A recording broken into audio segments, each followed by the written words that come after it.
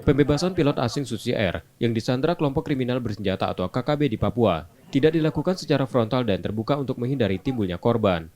Pendekatan dilakukan dengan melibatkan pemerintah daerah, salah satunya Bupati Ndunga dan tokoh masyarakat setempat. Penegasan itu dikatakan Panglima TNI Laksamana TNI Yudo Margono saat melepas dan memeriksa pasukan TNI yang ditugaskan dalam pengamanan perbatasan Indonesia Papua Nugini. Ya, kita tetap sabar menunggu,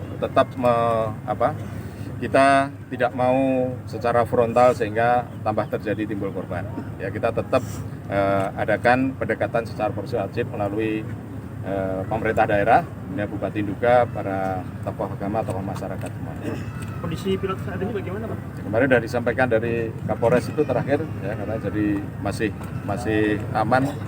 Yang dari kepolisian kemarin sudah menyampaikan, ya kondisinya seperti itu. Di Palembang, Panglima TNI memeriksa dan memberangkatkan sekitar 800 prajurit dari Yonif Rider 200 Bakti Negara. Dari Kodam 2 Sriwijaya dan Yonif 133 Yuda Sakti, Kodam Bukit Barisan di Pelabuhan Peti Kemas Bom Baru Palembang. Pasukan yang berangkat menggantikan pasukan sebelumnya yang sudah bertugas selama 1 tahun. Panglima TNI mengatakan, secara umum kondisi di Papua aman, namun ada beberapa daerah masih terjadi kerawanan terhadap gangguan keamanan. Tugas prajurit yang diberangkatkan memastikan keamanan masyarakat di sejumlah daerah yang rawan tersebut dapat berjalan aman dan tanpa gangguan. Prajurit ditempatkan pada pos-pos yang rawan pada gangguan keamanan. Tim Liputan, Kompas TV, Palembang, Sumatera Selatan.